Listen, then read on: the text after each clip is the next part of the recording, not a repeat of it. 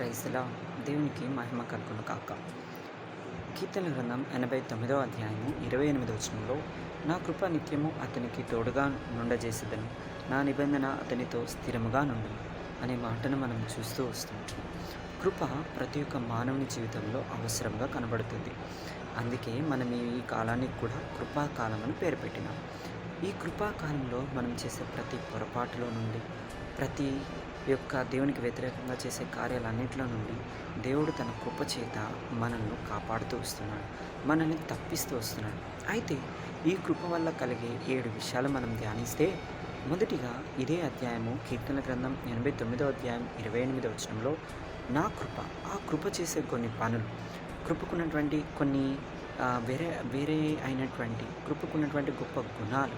అందులో మొదటిది, కృప అనేది నిత్యము ఉంటుంది. ఇది కీర్తనల గ్రంథం 89వ అధ్యాయం 28వ వచనం ప్రకారం కృప మనకి ఎల్లకాలం నిత్యము ఉంటుంది. మనతోనే కాదు, మన ఇంట్లో ఉన్న ప్రతి ఒక్కరితో కూడా ఈ కృప అనేది నిత్యము ఉండేదిగా ఉంటుంది. రెండవదిగా కీర్తనల గ్రంథం 89వ అధ్యాయము 24వ వచనం మనం చూస్తే, కృప మనకి తోడై ఉంటుందిగా కనబడుతుంది.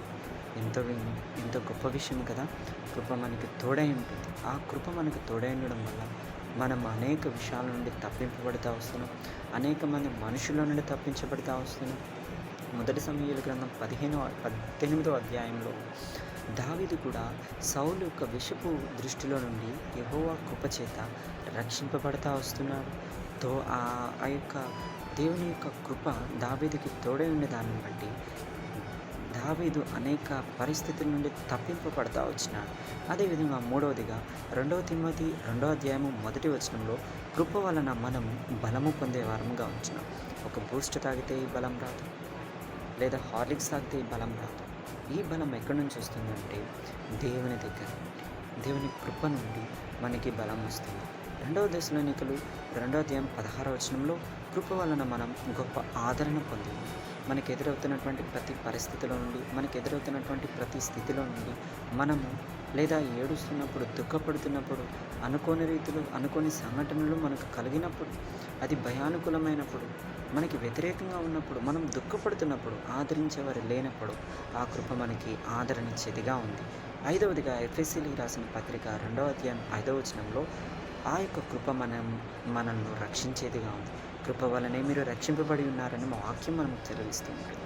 ఇది ఆత్మీయమైనటువంటి జీవితంకే కాదు, శరీరానుసరమైనటువంటి జీవితాన్ని బట్టి కూడా అనేక సమస్యలను, అనేక ఇబ్బందులను, రోడ్డు మార్గంలో నుండి మన కళ్ళ ముందు ఎంతోమంది చనిపోతూ ఉన్నారు. అయితే మనని దేవుడు అనుక్షణము తన కృప చేత రక్షిస్తూ వస్తూ ఉన్నాడు. అంతేకాదు, ఆరోదిగా అపోస్తలుల కార్యములు 11వ అధ్యాయం 23వ వచనం ప్రకారం కృపను చూచి మనం సంతోషించే వారంగా ఉంటున్నాం. ఆ కృప వల్ల మనం సంతోషపడుతున్నాం. దేవా, నువ్వు ఈ కృప చేసినావు, దేవా నాకు ఈ కృపను నా జీవితంలో తీసుకొచ్చినావు.